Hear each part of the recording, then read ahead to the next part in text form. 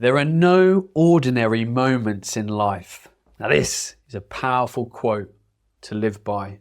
I want to explain the power of it in this podcast. Welcome to the Awesome Human Podcast, your path to total human optimization.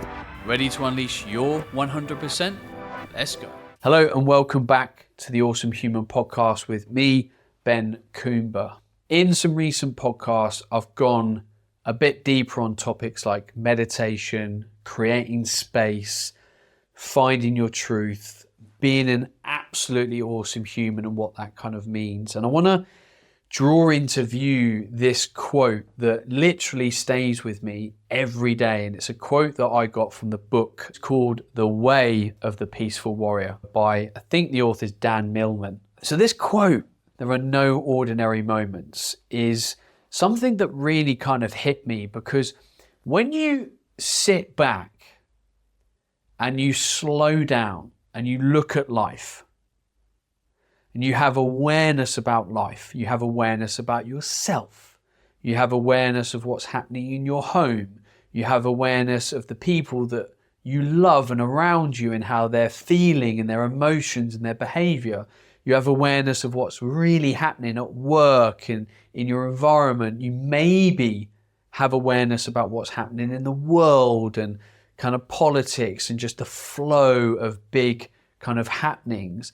When you see all of that and you can stand back and look, you can start to really tune into the fact that what is happening in your life is just not coincidence. It's not there just like happening and you're living through it.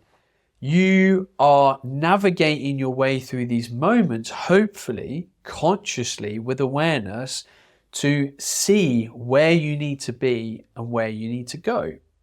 Now, there are no ordinary moments could be looked at in many areas of our lives. Let's just look at it in the physical body. Let's say you woke up one day and your body, when you listen to your heart, not your head, remember we've talked about this, I need you to get out of your head as much and get into your heart. I need you to start to feel where you're at as a human and not just always think where you're at as a human, because you will always think you're potentially doing better than you are. And I say that because we, for the most part, live in a overworked, overstimulated, overdoing world. And a lot of people are trying to do too much, and it's their brain saying, I can do this, I must do this, I have to do this, I need to do this. When actually, if we tuned in and listened to our heart and what our body and mind wants, we would probably be taking quite different action. So let's say you woke up in the morning and your body is saying, mate, I am tired. I need physical rest. Even in that moment with us listening, our body is telling us something that it needs, and it's our job to listen. Now, what got us into that physical state of I need rest then needs to be broken apart, because it might not just be as simple as taking some rest. Because if you take some rest and then go back into what you were always doing, the high chance is you will get back to that state again, because your current way of living, of working, of doing things is constantly leading you to that place again. So the moment isn't just isolated in that my body needs physical rest. The body, your mind, is telling you things need to change. And what we will generally see is, if we wake up to this, we start to see lots of moments in our life where life, the universe, whatever you want to call it, is saying things need to change. If you keep getting frictions and kind of almost messages in your environment that you shouldn't be doing that, or that's causing you pain, or it's making you tired, or it's making you frustrated, it is a signal to change. So when we are able to create space, which is what one of my previous podcasts was on about creating space in your day and space in your month and year, taking time out, doing retreats, going on solo dinners, like just creating space for you to think and breathe and consolidate. When we do that, we're able to pick up on this stuff a lot more. And it's so important because then you can start to really organically and beautifully navigate your way through life. And you'll even start to find that this no ordinary moments thing is cropping up in so many little random moments. I'll give you an example. I went to a meditation ceremony about 10 days ago and I met a guy there, and like, he seemed really cool. I was like, oh, he seems like a really cool guy. Like we kind of introed each other. Didn't speak much because the ceremony was about to start. So I got my place and sat down. I was like, oh, cool. Nice guy. Chatted to him afterwards very briefly, but then kind of went.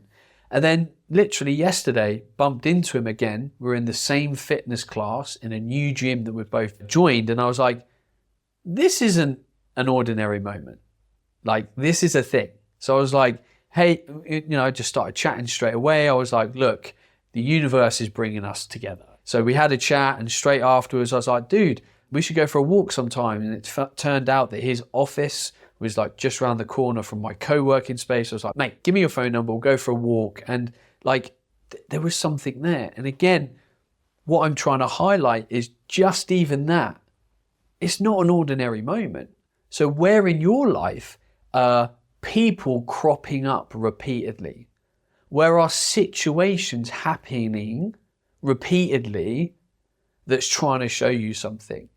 And what the universe is saying is like, this thing is going to keep happening until you listen. And when you listen, you will move forward, but only if you take action. And that's where I previously have talked about friction in our lives. When there's friction, listen. It is you, your body, your mind, the universe, whatever, saying this is not right for you. Change needs to happen.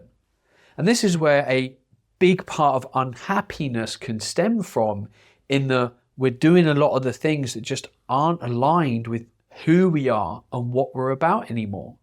And because we are an evolving, growing ball of energy, like us as a human, we're always evolving, life has to change. So staying in the same job for 20 years is probably going to be very boring for you.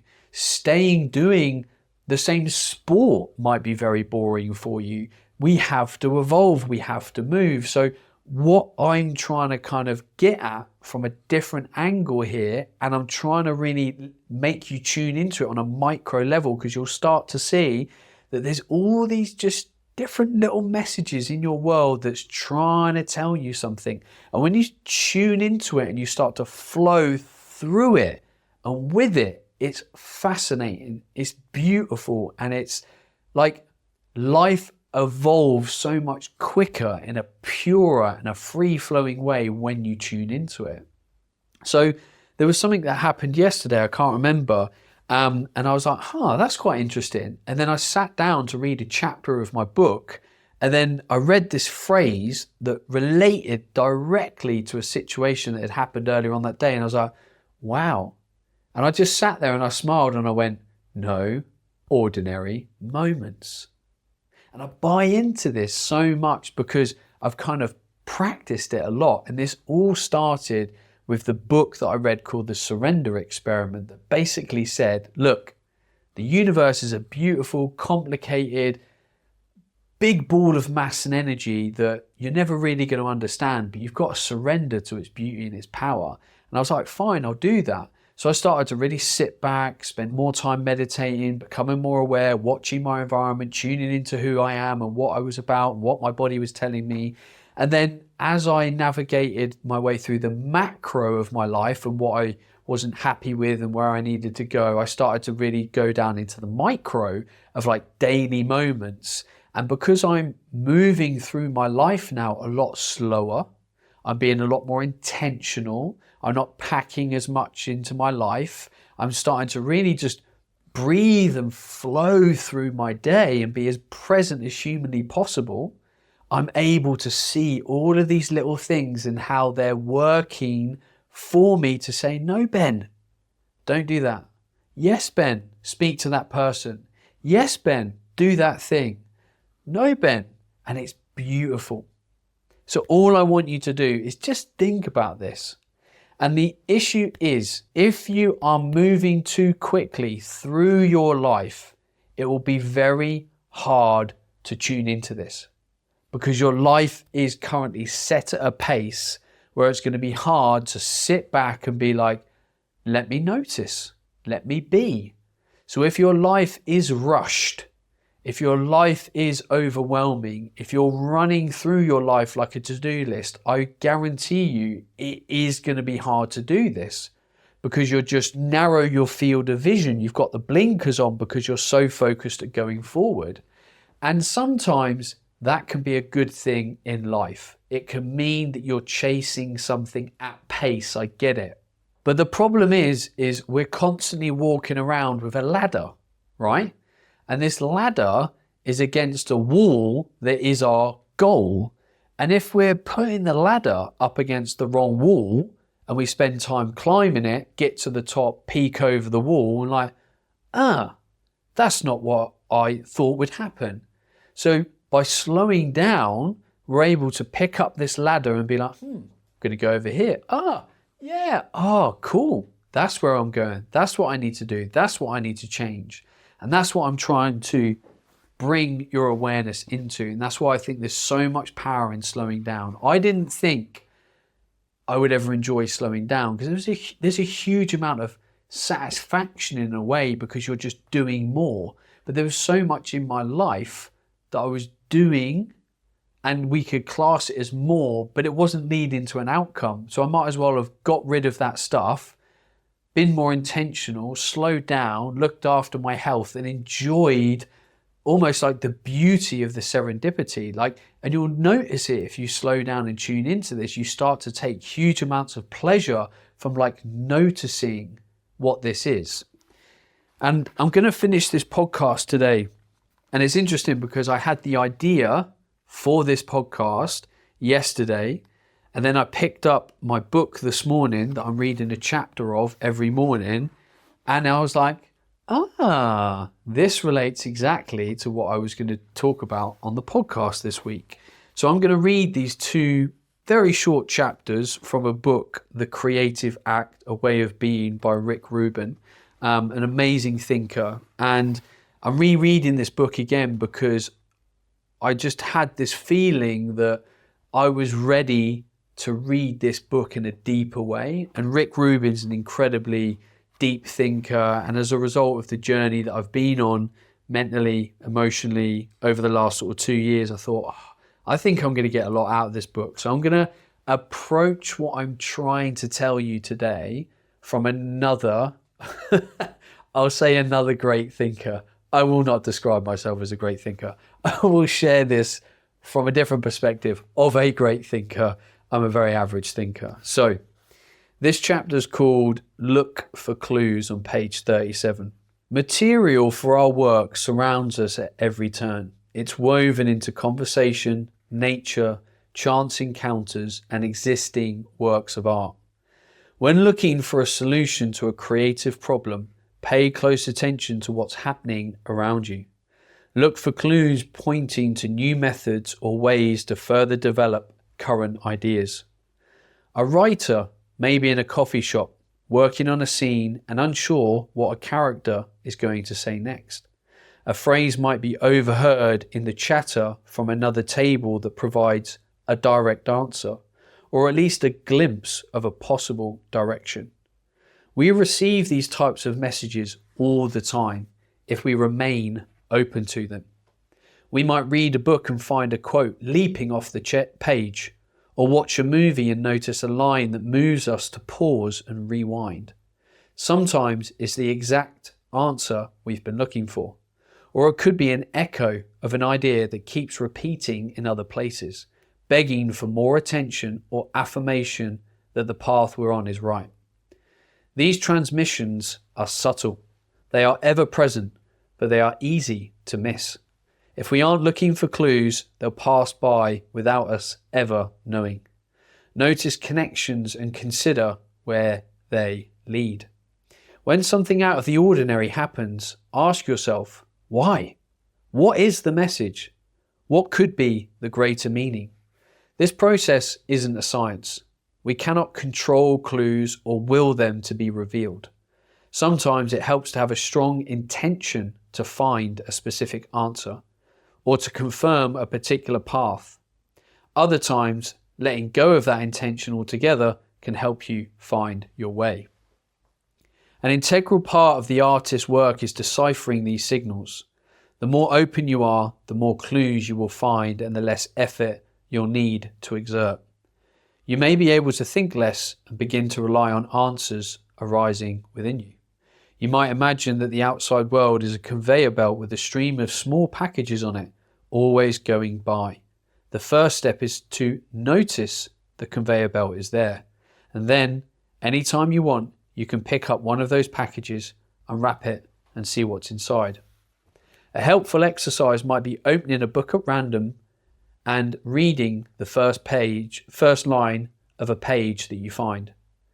See how what's written there somehow applies to your situation.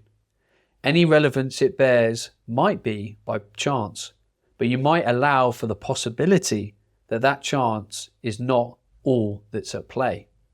When my appendix burst, the doctor who diagnosed it insisted that I go to the hospital immediately and have it removed. I was told there were no other options. I found myself in a nearby bookstore.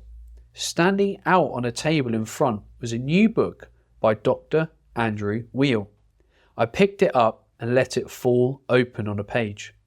The first passage my eyes went to said, "If a doctor wants to remove a part of your body and they tell you it has no function, don't believe this." The information I needed was made available to me in that moment, and I still have my appendix.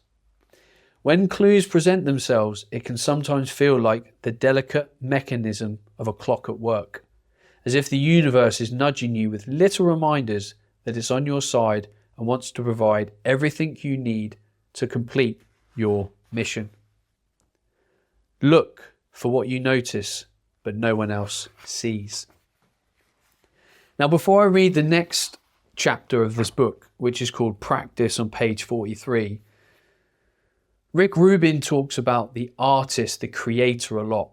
And he firmly believes, and I also believe, that we are all artists. We are all creating our lives. We are all seeing. And there is a lot of people out there that wouldn't describe themselves as creative people.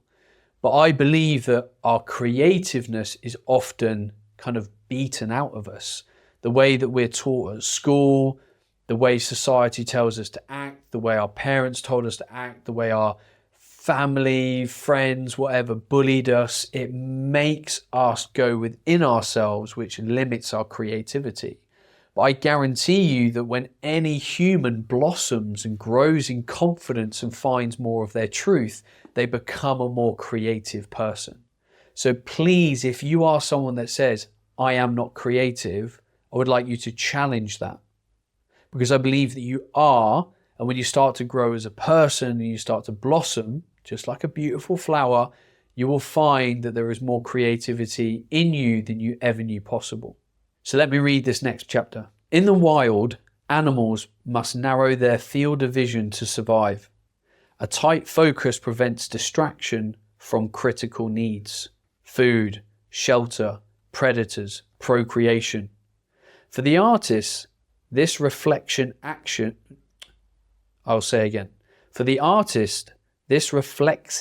action can be a hindrance. Widening one's scope allows for more moments of interest to be noticed and collected, building a treasury of material to draw from later. A practice is the embodiment of an approach to a concept. This can support us in bringing about a desired state of mind. When we repeat the exercise of opening our senses to what is, we move closer to living in a continually open state. We build a habit, one where expanded awareness is our default way of being in the world. To deepen this practice is to embark on a more profound relationship with Source. As we reduce the interference of our filter, we become better able to recognize the rhythms and movements around us. This allows us to participate with them in a more harmonious way. When we take notice of the cycles of the planet and choose to live in accordance with its seasons, something remarkable happens. We become connected. We begin to see ourselves as part of a greater whole that is constantly regenerating itself. And we may then tap into the all-powerful propagating force and ride its creative wave. To support our practice, we might set up a daily schedule where we engage in a particular ritual at specific times every day or week. The gestures we perform don't need to be grand. Small rituals can make a big difference. We can decide to take 3 slow, deep breaths upon awakening each morning. This simple act can set a course to start each day still, centered, and in the moment. We might also eat our meals mindfully, slowly savoring each bite with appreciation. Take a daily walk in nature, looking at everything entering our field of vision with gratitude and connection. Take a moment to marvel at the feeling of our heartbeat and the movement of blood through our veins before we go to sleep. The purpose of such exercises is not necessarily in the doing, just as the goal of meditation isn't in the meditating. The purpose is to evolve the way we see the world when we're not engaged in these acts. We are building the musculature of our psyche to more acutely tune in. This is so much of what the work is about. Awareness needs constant refreshing. If it becomes a habit, even a good habit, it will need to be reinvented again and again, until one day you notice that you are always in the practice of awareness, at all times, in all places, living your life in a state of constant openness to receiving. Living life as an artist is a practice. You are either engaging in the practice or you are not. It makes no sense to say you're not good at it. It's like saying, I'm not good at being a monk. You are either living as a monk or you are not. We tend to think of the artist's work as the output. The real work of the artist is a way of being in the world. Powerful stuff. So, once this podcast finishes, just do me the honor of taking 5 minutes to just think about how you feel about what's been said today. You might even go back and listen to it again. Because if you just go on again to the next thing in your life, the next podcast, we don't really sort of say, right, okay, this has moved me. Why has it moved me? What do I want to change? And then give yourself time to think about how that might show up in your life, what you might change, how increasing awareness, increasing your ability to sense the serendipity of life and all these moments and how they're not ordinary and how we can act on them. You can think about how you want to just tune into that. And that's very powerful. And that's why I was so passionate about talking about creating space a few podcasts ago, because it's with space we're able to say, right, these things I've been learning, these things I want to do, let me kind of assimilate it, integrate it, and then look to put it into action. If you want to reach out to me on social media, you know where I am. All that leaves me to say is go and have an awesome day and be an awesome human. Bye.